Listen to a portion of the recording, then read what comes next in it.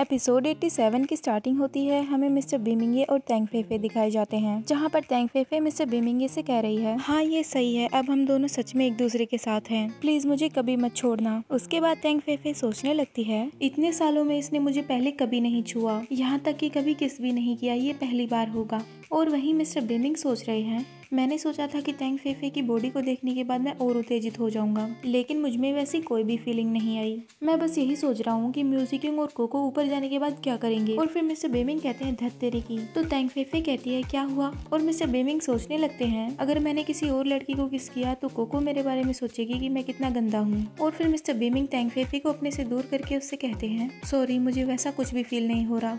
Mister beaming वहाँ से जाने लगते हैं तो तेंग फेफे उन्हें रोकने की कोशिश करती है और फिर कहती है, तुम मुझसे झूठ बोल रहे हो ना, मैं तुम्हें पसंद हूँ ना। उसके बाद हमें मॉर्निंग 8 बजे का सीन दिखाया जाता है, जहाँ पर कोको सुबह सुबह सोच रही है, मुझे ऐसा क्यों लग रहा है कि कल रात कोई मुझे देख रहा था। क्या कल रात बीमिंग यहाँ पर आया था? वो ऐसा कैसे कर सकता है? क्या ऐसा हो भी सकता है? वो कल रात काफी लेट तक तेंग फेफे के साथ था। अगर उसके पास टाइम होता तो भी वो मेरे बारे में नहीं सोचता। उसके बाद कोको तैयार होकर रूम से बाहर आती है तो उसे वहाँ पर जीक्यूंग मिलता है और कोको के बाहर आते ही जीक्यूंग उससे कहता है, क्या तुम जाने के लिए तैयार हो? तो कोको कहती है, हाँ मैं तैयार हूँ, मैं उन लोगों के साथ में जाऊंगी। तो जीक्यूंग कहता है, तो ठीक है, क्या मैं तुम्हारे साथ में चल सकता हूँ? उसके बाद जीक्यूंग कोको के साथ जाने लगता है और उसे देखकर सोच रहा है, इस लड़की ने कल रात बीमिंगे को ये कहकर पुकारा, मतलब उसके नाम से। ऐसा लगता है कि कल रात ये सचमुच गुस्से में थी। उसके बाद कोको बीमिंगे के रूम के बाहर जाती है और दरवाजा खटखटाकर कहती है, सर क्या आप उठ गए? अंदर से कोई जवाब नहीं आता तो कोको सोचने लगती है, बेशरम इंसान अभी भी लगता है कि उसकी बाहों में ही सो रहा है, वो अभी तक उठा नहीं है, मैं सही सोच रही हूँ।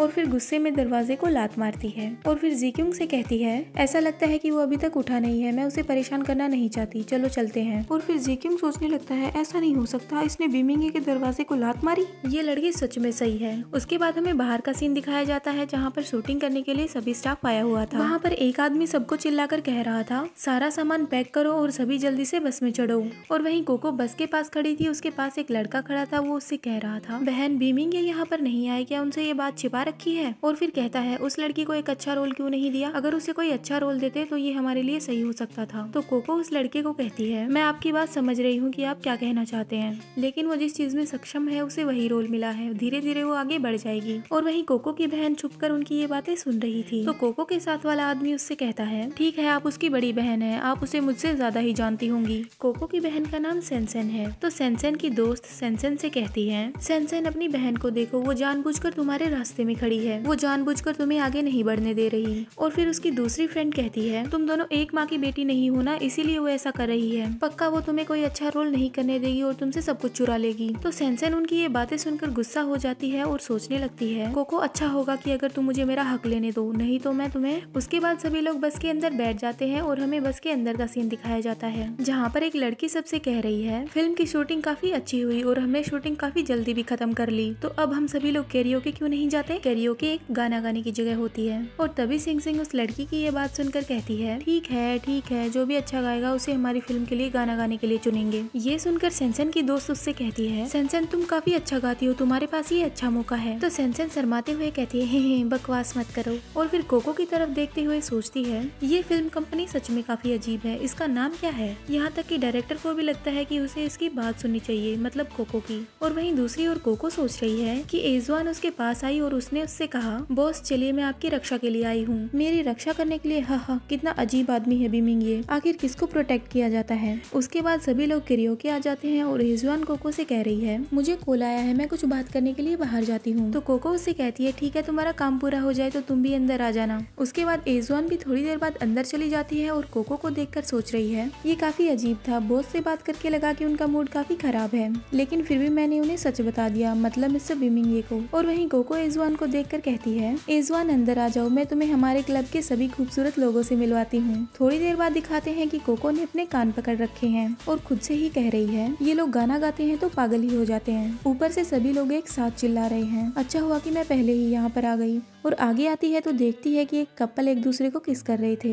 और फिर कोको उनको देखकर सोचने लगती है, ये पक्का है कि मुझे इस तरह की जगह अब भी पसंद नहीं है, यहाँ पर हर जगह अजीब से लोग हैं, मुझे अकेला फील हो रहा है। और तभी कोको का कोई हाथ पकड़ के खींच लेता है, वो चिल्लाती है तो उसका मुंह भी पकड़ लेता है और उसके बाद सीधा वो उसे किस करने लगता है। वो मिस्टर बीमिंगे थे। तो कोको मिस्टर बीमिंगे को वहाँ देखकर सोच रही है, बीमिंगे ये यहाँ पर क्यों है?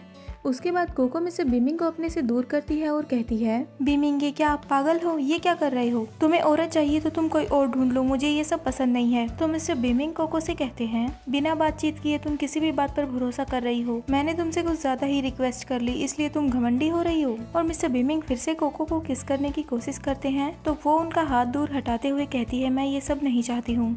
तो मिस्टर बीमिंग कोको से कहते हैं, ये तुम डिसाइड नहीं करोगी कि तुम्हें क्या करना है। लेकिन कोको फिर से अपना हाथ छुड़वाती है और मिस्टर बीमिंग से गुस्से में कहती है, मैंने कहा मैं ये सब नहीं चाहती, मैं उन लड़कियों जैसी नहीं हूँ। मैं कोई ऐसी लड़की नहीं हूँ जिसके लिए आपने पैसे दिए हो। मेरे साथ ऐसा ट्रीट मत करो। तुम्हारे पास पहले से ही एक वूमन है, तुम मुझे क्यों भड़काना चाहते हो? और फिर वो वहाँ से रोते हुए बाहर निकल जाती है। तो मिस्टर बीमिंग कोको को ऐसे देखकर सोचते हैं, वो रो रही है, क्या वो सच में मेरे साथ रहने से परेशान हो चुकी है? उसके बाद सभी लोग एक जगह पर बैठे हुए होते हैं और एजवान कोको को देखकर सोच रही है, मैंने सोचा नहीं था कि मास्टर यहाँ पर पर्सनली आ जाएंगे। और वहीं दूसरी ओर सिंग सिंग कोको से कह रही है, कोको क्या ड्रिंक करने के बाद तुम्हारी तबीयत खराब हो गई है? तुम ठीक तो हो ना? तो कोको कहती है, हाँ थोड़ी सी, मैं इसे आसानी से सहन कर सकती हूँ। उसके बाद दरवाजा खुलता है और मिस्टर बीमिंग अंदर आते हैं। डायरेक्टर उनका स्वागत करता है और कहता है, सर प्लीज कम इन। और वहीं कुछ लोग उनको देखकर सोचते हैं, ये कितना हैंडसम है, ये है कौन? उसके बाद मिस्टर बीमिंग भी अंदर आकर बैठ जाते हैं और वहीं डायरेक्टर सबको बताता है, ये डीगो ग्रुप के प्रेसिडेंट मिस्टर बीमिंग ये हैं। ये यही पास से गुजर रहे थे तो मैंने इनको यहाँ पर इनवाइट कर दिया। उसके बाद डायरेक्टर कोको की बहन और उसके दोस्तों से कहता है, गर्ल्स यहाँ आओ और इनके पास बैठो, इनको कंपनी दो और ड्रिंक्स करो। उसके बाद वो सोचता है कि मुझे लगा था कि ये यहाँ पर नहीं आने वाले, लेकिन ये तो यहाँ पर आ गए। उसके बाद वो कोको से कहता है, कोको तुम कोने में क्यों छिपी हुई हो? उसके बाद वो कोको को वहाँ से उठाता है और मिस्टर बीमिंग की साइड वाली सीट पर बिठाता है और उससे कहता है, यहीं पर बैठो और प्रेसिडेंट का ध्यान रखो। तो कोको कहती है, मैं। और ये एपिसोड यहीं पे खत्म होता है। Hope you like this video. Bye bye.